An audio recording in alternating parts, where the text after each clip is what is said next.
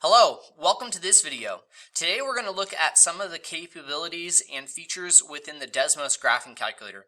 Now you may have been exposed and have some experience with Desmos, but I really want to emphasize the powerful capabilities that Desmos has to offer, especially important for the CASP state test that you may take as a junior in high school, the AP Precalculus exam, and the AP Calculus exam, as this is the free included calculator on the calculator sections of those exams. So let's go ahead and look at some of the features and capabilities of this software. You can go ahead and start by navigating to desmos.com and clicking open the graphing calculator. Now there are other math tools, but we're just going to go ahead and use the graphing calculator. And what you'll see is a Cartesian coordinate grid along with an empty field here with some other buttons. This is the field here where you can use it as a basic calculator. So you can go ahead and say, okay, what is, and here's a keyboard. You can type with your keyboard if you know math type, or just use the keyboard 4 times 2, and you'll see your answer populate here. There are some other functions too. You can use a power of 2. You can even go ahead and subtract 4 and then maybe use to a power of 3. And you can see that it does computations just like another calculator. And what's really great about this feature is that you can go ahead and you can push the down arrow on your keyboard or click right below. It stores your previous work. You don't have to worry about it going away, and you have access to it. And then you could do another calculation. So Desmos, graphing software. What's really great about Desmos is you can obviously graph straight lines. I could say y is equal to negative 2x plus 3, right? And we can see this function here, okay? And you can turn this graph off. If you don't want to look at it, you can just click it and turn it off. If you want to change some of the features of it, maybe you don't like the color blue, let's make it red, you can do that. And you can make it dashed or dotted, so on or so forth, okay? So again, what's really great too is we can define functions. So what if I have a function given to me, let's say f of x, and f of x is equal to 2.38 e to the power of negative 0.02x. Let's hit the over button and now add a trig function. You can add other functions. So over here underneath the functions button, you have all of your trig functions, inverse trig. You can even do stats. I won't dive into stats, that's not my field. But you can do that here, and then down here are some calculus symbols and notation, which we'll get into later in the year in calculus. But I'm going to go ahead and I'm going to add a trig function, sine of, and I want pi over 56. Well, the symbol of pi is down here, but you can also just type in pi, and look at that, it turns it into pi. I want it to be pi over 56. Well, you can also add a fraction just by hitting the division symbol, and it makes it a fraction for you. So pi over 56, and then I'll add a variable here. So here is my graph, and what we can go ahead and do with this graph is we can zoom out.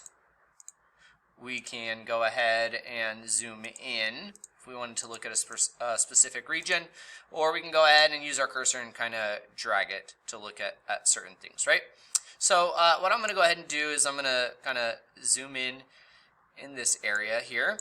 And what I want to point out is some of the features that Desmos has. And that allows you to click on zeros. So here's a 0 or an x-intercept. You can click on maximums or minimums, the extrema. So here we can see a maximum, a relative maximum of 21.896.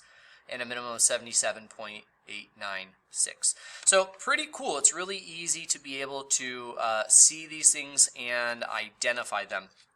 And then something furthermore too, what if I wanted to know where does this graph intersect another graph? Let's call it g of x. And g of x is very simple. It's just, let's make it a constant function, 1. So here's 1, and let's say I wanted to find the intersection on the interval 0 to 20. So I only want to look really from 0 to 20. If this was a different interval, you could also adjust your window settings, your minimum, let's say 0 to 20. And I want to know where is this equal to 1, so really I only care about maybe 0 to 2, something like this. And I can change my steps, how far I want each of the grid lines to be. So 1 to 1, and I can get rid of minor lines, so I can clearly see, each unit is 1 unit. Okay, and so if I graph another function, I can go ahead, they are equal to each other, or they intersect at that point. I just click on it. So much simpler than a TI in order to graph and identify some of these key points of graphs, such as zeros, extrema, and intersections. And then furthermore too, Desmos allows you to quickly evaluate. Let's say f of x. I want to know what is the function value maybe at 5. What is f of 5? So rather than plugging in 5 and having to hand compute it out, Desmos recognizes the function f of 5, and there it is. So pretty straightforward. In AP Precalculus and AP Calculus, we'll always use 3 decimals, so always make sure you use those 3 decimals. Okay, I'm going to go ahead and I'm going to clear this, and what I want to do now is I want to talk about regressions and entering data. If you want to enter data into your Desmos calculator, there's a plus sign right up here. You can click plus, and you can add some different items here. And I'm going to add a table, and you'll notice it asks for x values and y values. I'm going to add x values here. So 6, 9. Forgive me while I have some data to enter. Hold on. Let's make this really simple. Hey, and there it is. All right, so I've entered some data, some x values and some y values, and what I want to point out, it might not be totally clear, let me scoot this over, is you see these little buttons right here. It says add regression. Whoa, pretty cool. And even before I do that, actually, let me kind of zoom out. This data should be added as some dots, and so you can kind of see this data here. But let's say I want to go ahead and add a regression through this. And so if I click that button, boom, there is a line, and you'll see a drop down that gives you different types of regressions: linear, quadratic, cubic, quartic, exponential, logarithmic, sinusoidal. Okay, so and you'll see that regression, that straight line that can predict what the next data point will be. And then some stats values down here. I won't pretend to know exactly, well, I have a rough idea, but I won't pretend to be the expert there.